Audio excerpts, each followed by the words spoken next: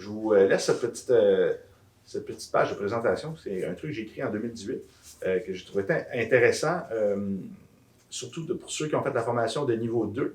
Quand on commence à jouer un peu avec l'invisible, les lumières, les couleurs, ces choses-là, puis qu'on modifie un peu la perception du cerveau par rapport à ces systèmes, il se passe des choses magiques des fois. Et même quand on travaille avec le système émotionnel, il y a vraiment des choses qui se passent qu'on ne peut pas comprendre, puis je crois qu'en tant qu'humain, on crée une connexion vraiment spéciale avec les gens. Puis ça, c'est toute la beauté, je pense, de la neurothérapie. Donc, les marqueurs du corps ne servent qu'à donner une preuve dans le monde physique sur la réelle magie qui s'opère pendant une intervention en thérapie intégrative à un niveau énergétique invisible par l'œil. L'échange entre le guérisseur et le demandeur se rapproche du divin entre écoute active et intention thérapeutique. Quand l'énergie se moule à la conscience, deux êtres sont transformés à jamais.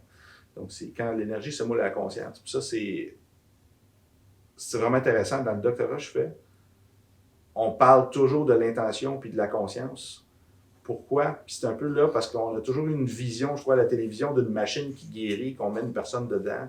Et vos cellules cancéreuses sont à 80%, 80%, 82%. Puis à la fin, ça fait bip, puis tu es guéri. Puis ça serait le fun que ça soit comme ça.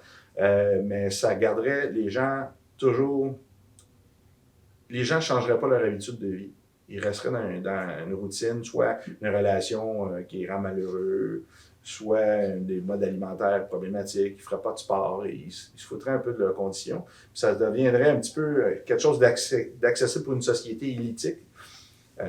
Des gens qui sont riches puis ont accès à toujours guérir comme ça, de cette façon-là. Puis, ça, c'est quelque chose qui me fait peur. Pas que, je sais pas, moi-même, si je serais riche, je pense que c'est pas quelque chose qui m'interpellerait, parce que je voudrais chercher la condition, la source de mes mots. Puis je trouve que, malheureusement, la science s'en va vers un truc comme ça, parce que c'est là que l'argent est. Puis parler avec des gens, puis les connecter à leur passion, à ce qu'ils aiment faire, à leur donner des solutions de vie. Oui, il y a façon, je pense, de bien vivre, puis de s'enrichir avec ça, puis de vivre, collaborer, d'avoir des clients ou patients, peu importe.